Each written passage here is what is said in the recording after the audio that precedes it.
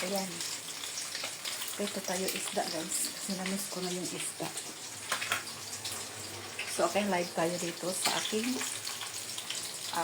Facebook page, Cheryl Rosie 12. Ayan.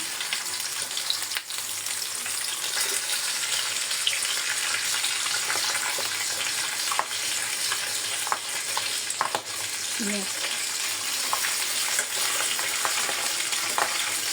Kuya. Ayan. Nagkalsikan pa rin, guys.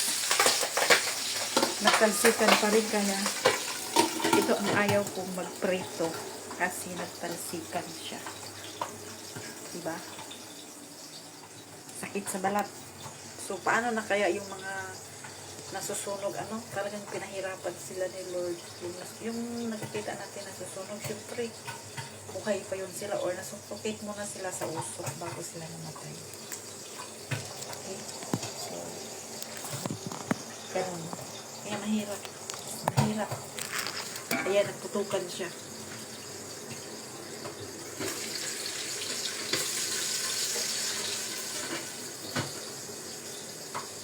Kaya ito ang ayaw kong magluto ng magprito ng bangos kasi nagsipagputukan siya.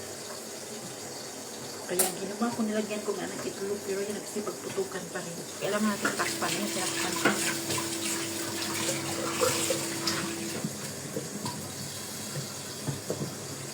Masarap kasi ang prito eh.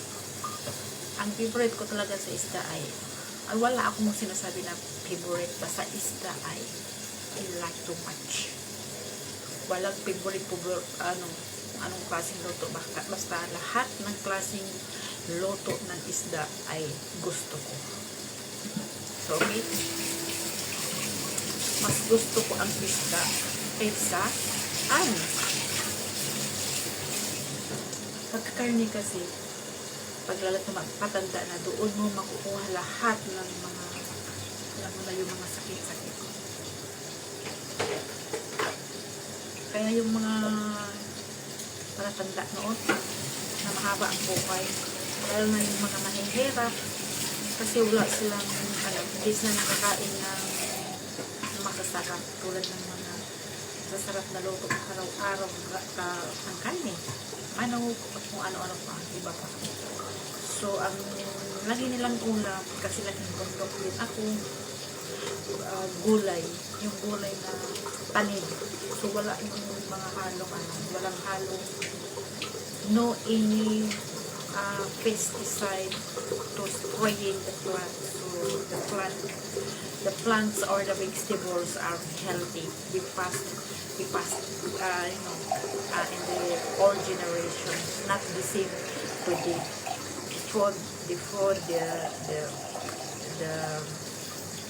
like chicken, the pig, their food is like so many vitamins or whatever, but before is like authentic matawag doon, yung original. Now is a lot of artificial. So that is why the pig, the animals, the plants is growing up easy, so that we can eat easy. So our life also is easy. Okay? So it's a big difference, the old generation and the new generation, especially children. Before in my age, no any cell phones, everything, no electricity, but now the life now is very, very high tech. So this is why the power of God is, the power of God now is like drop. You know why? Because people is more powerful than God. They can do everything but God. People doesn't think all of this is the guidance, from the guidance of God. So, God are showing us everything, giving fire, giving water, so we cannot expect it all of this. But all of this, if you're reading the Holy Bible, all it was in the Holy Bible or in Quran. So, okay?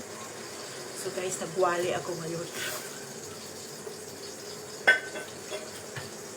Kasi all of us, for example, even your family, your children, if she or he didn't follow you, you cannot do anything, in life.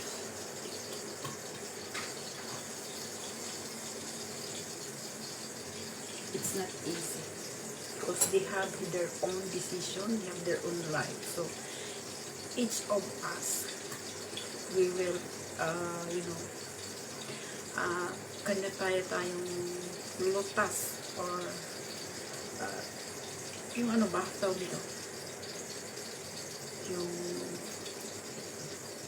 all of our sins, we always ask to God for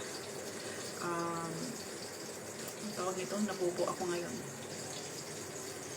pati sa English or sa Tagalog or sa ano, nakalimutan ko, pero I need to take yung tawag nito,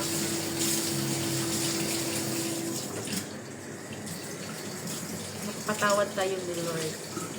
Okay, I remember. I want to say this in English so that my followers, especially in YouTube too, they are seeing to me. I need to speak in English so that it's easy for them to understand, because they didn't know what I'm talking about in my own language. Okay, so all of us want forgiveness of God in all of our sin, because all of us have sin, small sin and big sin, we have it. So I am asking to God for the forgiveness of my sin, especially now we are seeing some big wildfire in Los Angeles, California. I know you are watching too, and I don't know if true. I have seen it in YouTube that in Saudi Arabia there are a lot of water in in Makkah or Mecca. I want to be honest, guys. When I am in Saudi Arabia, to protect myself, I become a Muslim. Yeah, because my employer asked me, requested me that, but before I accept, I said, Lord, I'm very, very sorry. I need to protect myself because I am the strangers here in this country. So please forgive me. Yes, this is what I have said to the Lord. And after that, my boss bring me to Mecca.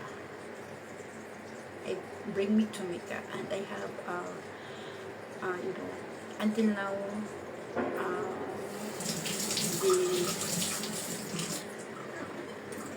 the prayers of Muslim in Saudi Arabia.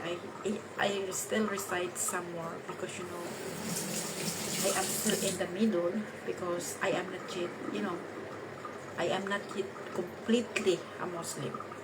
Okay, so I'm telling you this.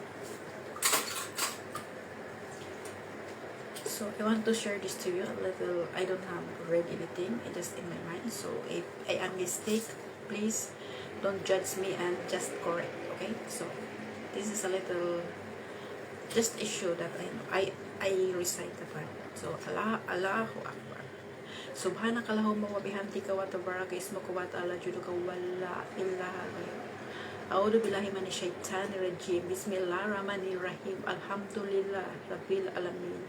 Maliki yaumiddin. Iyyaka na'budu wa iyyaka nasta'in. Ihdinas siratal mustaqim. Siratal ladzina alaihim ghairil maghdubi alaihim waladdallin.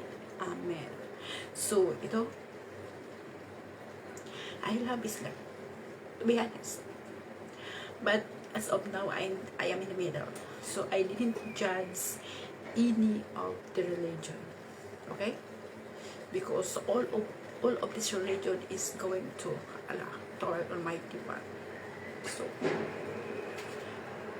but Jesus Christ is my savior too, being a Christian. The time I am in, I just applying to work in other countries. 2005, how many years ago? I think 20 years ago. So everything was done, but there is something pulling me down, scared, everything. I am like very scared, nervous, and whatever. So I go, or in my mind, go to the church, and Quiapo church, there is a big Nazarene there, lie down. It's a black Nazarene. So I went there. I hold, to be honest, guys, I hold in the black Nazarene. I give everything. I cry. So you know, guys, after my tears is no more, I want to fly, because I want to know my new life in other country. So God is the most powerful, not money. Because without God in your life, in our life, I didn't know. If I have problem, what you call me? If I have problem, or I am happy, I am finished my work, I call God. Thank you, Lord. I'm like this, okay? So guys, my fried fish now is finished. So this is it. So tapos na, kakain na rin ako. Ay, ito pa palang itlog, iprito ko. So okay, nag-sentimental value ako ngayon, pero it's life. I just want to share a little bit what I have in my life. So okay, I love Islam, really. I feel also the words of God, but sometimes I don't understand. My employer is Islam, but I don't understand her attitude and manner, because we are grow in different culture, something like that. To be honest, okay, this is my experience, and this is not like a story. This is my experience when I work abroad. 2005, first time in first time in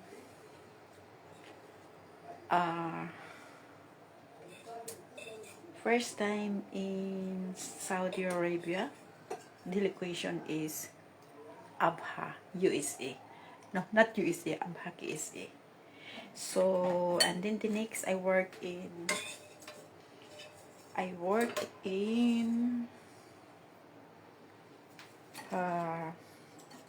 Singapore, just only around 1 year, because my dream is to work in Hong Kong. But after, when I am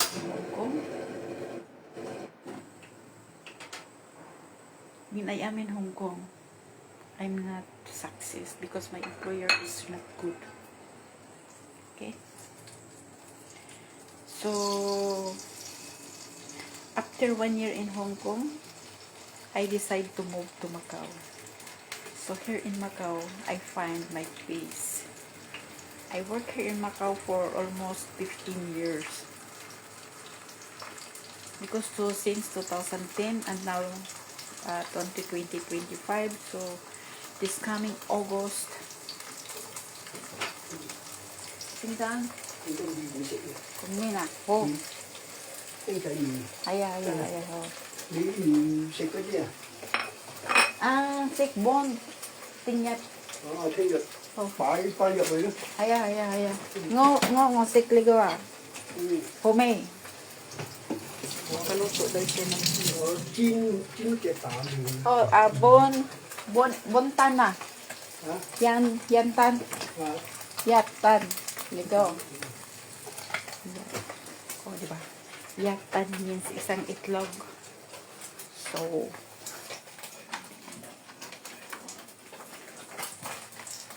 ayan. Pinirito ko na yung natira na Ayan. Nirito ko rin yung natirang itlog. Tapos magpaluto siya ng kong saimin. Ano? You know what is kong saimin? Kong saimin is instant noodles. So, okay. Yan. Bye-bye. Ito yung sinabi niyang kong saimin noodles. Instant noodles. Sabi ko, yatan. Yat, so meaning yatan is 1 egg. So now you know what is tan. Tan in Chinese is egg. Yat is 1. So bye-bye. Have a nice day and God bless you.